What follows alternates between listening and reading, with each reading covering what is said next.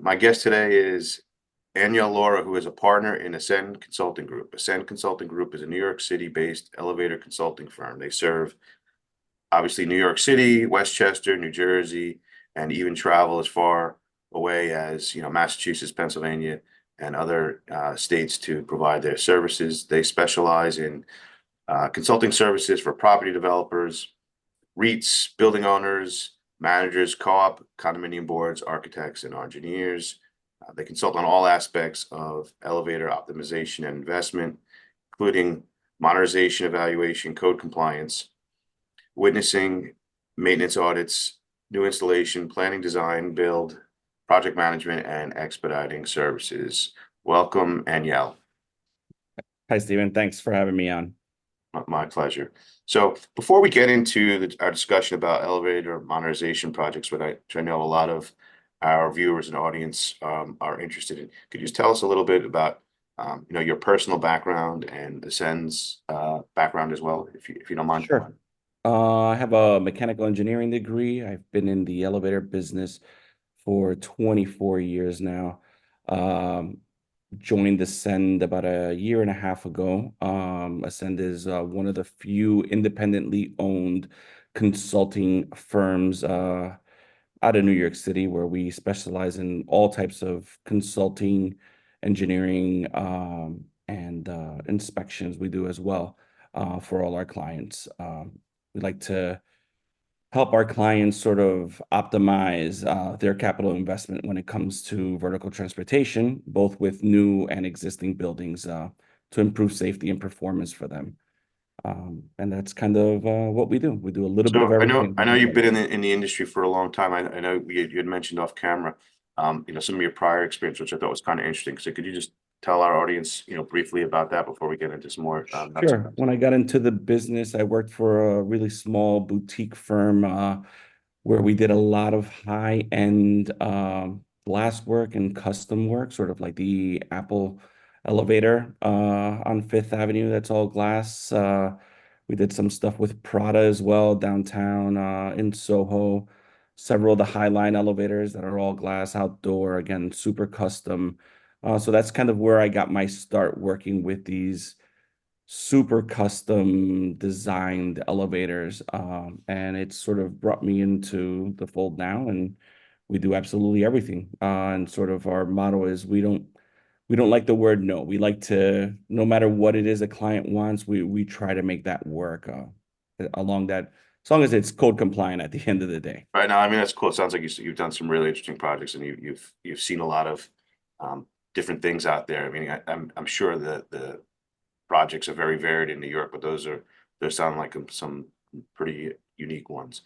So my next question is, can you describe the types of elevator systems and their major components? Because some of our viewers are, maybe not in the industry, or they're in the industry, but not. I think you had mentioned to me that, this isn't the kind of thing that gets replaced every day. So some people are probably not familiar with the basics. So can you Right. share some of that? So basically you have two major types of elevator systems. We'll start with a traction elevator system, where it's basically a motor on a shiv or a pulley with ropes that go around it. You have your elevator cab. It's counterweighted with weights on the opposite side, and that's what helps it go up and down. And it's you have a control system, which is the brains of the elevator, that latches the calls and gets you where you need to be. The other major type is a hydraulic type system, where this is pistons, that one piston or multiple pistons that have oil come through them, regulated motor and a valve that controls the speed, basically pushes up on the piston, elevator moves up, releases the valve, and the elevator comes back down. So that's kind of just a basic overall quick And which system is more common, and what kind of applications do they go in typically? So hydraulic systems you typically see in small lower rise elevators, like really no more than 4 to 5 floors. Save space, it's a lot smaller. And that's where you see those. Anything above that in the 6 and above story type building is where you would typically see attraction. It's a higher speed, uh, helps you serve upper floors a lot faster. So bigger motor, bigger draw, bigger electrical requirements as well. Right. Now, I know you guys provide like a wide variety of services at Ascend, but like for an elevator modernization project, sir, what are sort of the services you provide and how does that benefit a property owner? So typically, one of the services that we'd love to provide is either evaluations of their system, which kind of starts off, it gives the client a sort of good overview of what system they have, age of the system, what they should be looking for moving forward, life cycle, where is this equipment in the life's overall life cycle of an elevator, uh, which helps them sort of now project for capital planning and moving forward, what they should be looking for in like the next 5 years or so. Do they need a modernization now? Do they need a modernization 5 years from now? Or are they still okay 10 years from now that they really don't have to spend any significant money on upgrading their system? Right now, obviously, there's a knowledge component to that you're going to help owners just sort of understand what they have and what they need. Um, what about how does that because you're going to obviously Ascend charges a fee for this. How does hiring Ascend save an owner money?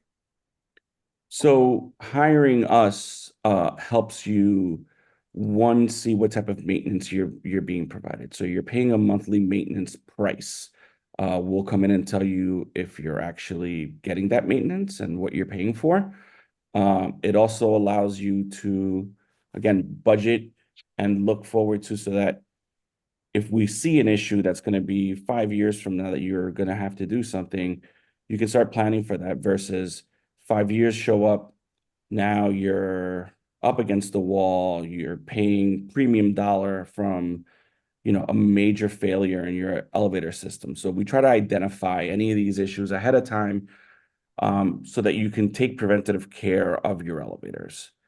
Kind of like taking your car in for service, right? We want to make sure that you get that regular preventative maintenance, so that in the long run, you don't have a major catastrophe with your elevator, with your Well, that's like, overall. I always tell the clients, like, I wish, I wish you had come to me with this issue before we got into a lawsuit, or you had Correct. me review the contract before you had a dispute and, you hired a particular vendor. So I get 100% that, sort of, um, an ounce of prevention is worth a pound of cure oftentimes. So obviously your insights to the project is going to save them money because they're going to save them on missteps and just things that they're not going to think of long term that you have the experience to impart that wisdom to them. So logistically, let's say an owner wants to hire a SEN, how do they start that process? And I guess let's go through the sort of process of the whole elevator modernization project. So yeah, they'll reach out to us typically. Sometimes looking for an evaluation. Sometimes they just say we want to get a modernization going.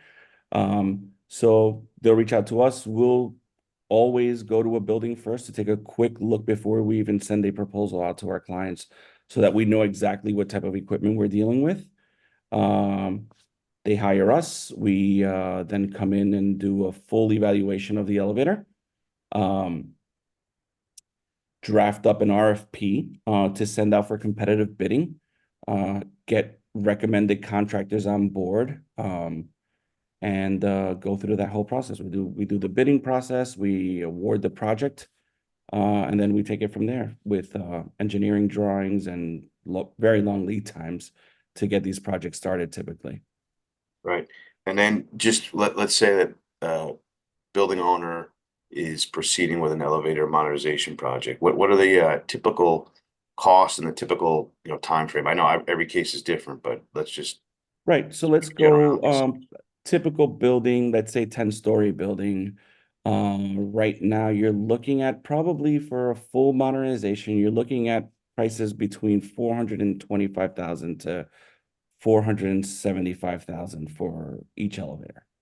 Um, Once that happens, the time frame is significant because you're looking at from an award of a contract to get submittals and to get equipment delivered on site. You're looking at anywhere between 30 to 40 weeks to be able to actually start the process. So it's imperative to try to keep in mind if you're having issues or something like that, that this is a process that just doesn't happen overnight. Uh, every elevator is designed uniquely to each building. The control unit, the machinery that goes in, everything is unique to that specific building. So it has to get engineered for that building, and it takes time. And unfortunately, lead times are extremely long at this point. But once that happens, then you can estimate probably an 8 to 10 week install time before it actually gets completed. And then, depending on where the DOB is, you're looking at another 2 to 3 weeks, even though the elevator is completed, to get that final sign off from the DOB. So you're looking at roughly a little bit over 6 months from start to end that you're looking at to be able to complete a project like this. Sure. So I have a couple of follow-up questions, not to put you on the spot, but so you said the lead times, can take a while. Is that are the parts custom manufactured? Is there a shortage of parts? Why do you think they're the longer lead times? It's just shortage of parts, and everything, like I said, everything gets engineered specifically for a building. So the control system gets engineered exactly to your building, the floor heights, the amount of stops, everything, so that when it gets on site, it all works correctly. And there's a demand across the country. Most of everything that we specify is equipment that's made here. And there's just a very long lead time for equipment, like machines to get fabricated, to get installed, and then they get shipped across the country.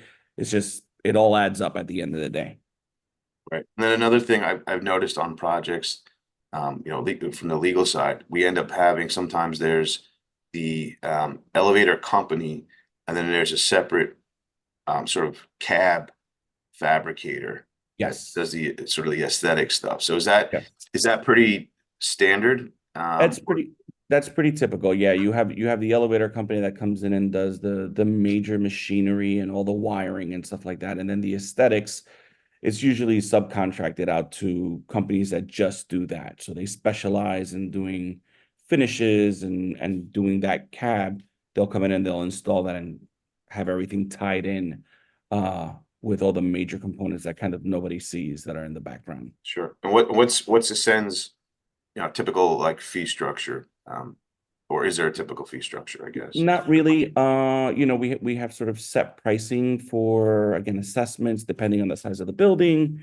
And then some of the stuff, depending on clients, we might do some hourly work as well. So it all varies on the project, the client, and how they want to handle it. Right. And then once like say a project gets going, I know you have to draw the specs, you have to get everything on site. What's Ascend's involvement once, like, let's say the contractor is selected and the actual construction project is started? What's your role there? So once everyone's on site, we like to be on site typically every 2 weeks or so. We'll go and double check schedule. We'll see how they're moving along, making sure that they don't take any shortcuts and sort of not mounting something the way we'd like it to be mounted. And then we give our clients a report, some pictures so that they can actually see the progress, because it's very difficult for a client. They hear the guys maybe working in the motor room, they're working in the shaft, you hear them, but you really don't see any advancement, right? So it's nice for us to come in and sort of give them that behind the scenes look as to what's actually going on. Right, right, right. Let's see. So can you tell us some success story, recent success story, any interesting projects that you've worked Sure, on? we have a couple. We just completed One Hanson in Brooklyn, which is the old Williamsburg Savings Bank. They actually still had the original machines from when that building was built. So we went in there and with the elevator contractor successfully upgraded 6 of their elevators, which are now running great with all state-of-the-art technology with a bunch of energy savings now because it was all DC machines. Now it's all AC. We've regenerative drives. So there's electricity going back into the building with these elevators now moving back and forth. We also had another job in Queens where we're kind of proud of. Um, the elevator had actual swing doors, which make it very difficult for ADA accessibility. We redesigned the front side of the building to be able to adopt actual slide doors, which now they have actual ADA accessibility in that building now. Uh, and another one that we're kind of proud of is we had a client had a major water damage in their building several weeks ago. And the initial insurance adjuster that was brought on site, not very knowledgeable with elevators, thought that we could just replace 1 or 2 components on there. And the estimate that came back was extremely low. But through some calls and site meetings and several reports that we did for them, we were able to make the insurance company understand that what they had there was sort of a liability and a major catastrophe because most of the control units were damaged. So they agreed with us, and now they're moving forward with doing a full modernization and upgrading the entire elevator system for the building. No, that's great. I think based on my experience with a lot of insurance situations, they want to do the bare minimum. Obviously, they're looking out for the well, adjuster, I guess, is supposed to be looking out for doing what's right. But if they're not knowledgeable in that space, then definitely could be result in an underestimate. So that sounds like a great success. So, how about common misconceptions or anything else that our audience should know about elevator modernization projects?